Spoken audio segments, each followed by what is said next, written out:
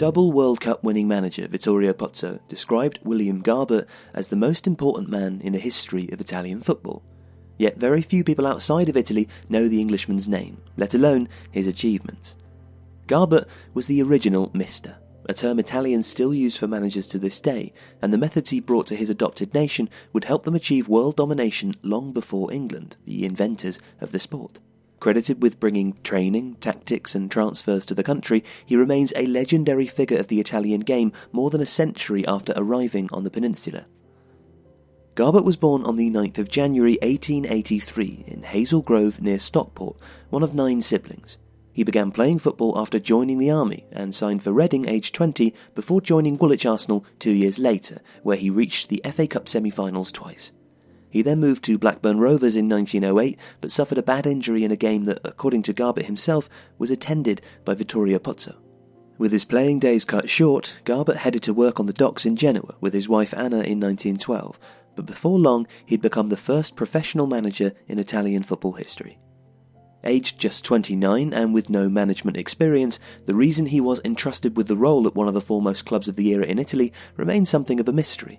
Some say he was recommended by Pozzo, others say that Irish youth team coach Thomas Coggins was responsible. Professionalism wouldn't become legal in Italy until the Via Reggio Charter was drawn up in 1926, but Garbutt was paid through loopholes in the system and proved to be an astute investment. He introduced modern training methods, such as planting poles for players to slalom around and improve ball control. Garbutt paid more attention to fitness and tactics than any of his predecessors, and was also a savvy operator off the training pitch, being the first manager to conduct transfers, albeit illegally, as he organised the signing of players from AC Milan and city neighbours Andrea Doria. Italian football was some way behind England, but Garbutt was helping them catch up. In 1913, Genoa came second in the Northern Championship before topping it in the war-interrupted 1915 season. They were later awarded the national title by the Italian FA, being regarded as the strong favourites to win it at the time of the suspension. Garbutt returned to Genoa after the war and led the club to the Scudetto in 1923 and 1924, which remains the club's last title. Impressed Italy boss Pozzo took the young manager to the 1924 Olympics as his assistant, where they were knocked out by Switzerland in the quarter-finals. And Garbutt then became the first manager of a newly reformed AS Roma in 1928, who he led to a Coppa Coni trophy during his 2-year stay before moving further south to Napoli. Napoli finished third twice under his guidance, their best ever result at the time, and a feat they wouldn't repeat until the 1960s. Garbutt grew even more popular in the city for adopting local orphan Concertina Ciletti.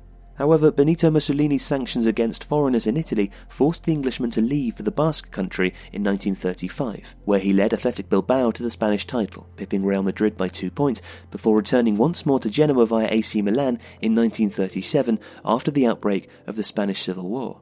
Italy entered World War II in June 1940, and Garbutt was again advised to leave the country, but was arrested after attempting to hide in the Ligurian countryside with his wife. They were exiled to the south of Italy before being moved to an internment camp in the Abruzzo region until Mussolini was removed from power in 1943. Garbutt's wife Anna was tragically killed while at church following Allied bombing after they'd found their way to a refugee camp in Imola.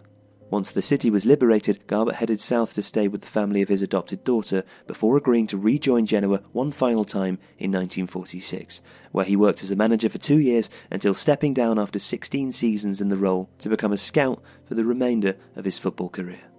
Garbutt's Italian odyssey ended in 1951 with his return to England, 38 years after he first set foot in Genoa. He died aged 81 in 1964. Cared for by Concertina in modest surroundings near Leamington Spa. News of his death went unnoticed in England, but in Italy it earned obituaries in every major newspaper. Rory Smith's book, titled Mister, a reference to Garbutt's linguistic legacy, comes with the subtitle The Men Who Taught the World How to Beat England at Their Own Game. This description is perfectly apt. Garbutt arrived as an inexperienced 29-year-old dock worker in a country where football was still an amateur game, far behind England in its development. By the time of his retirement, Italy had won 2 World Cups, and it would still be another 15 years before England would win one. It's no surprise then that he's considered one of the heroes of Italian football's formative years.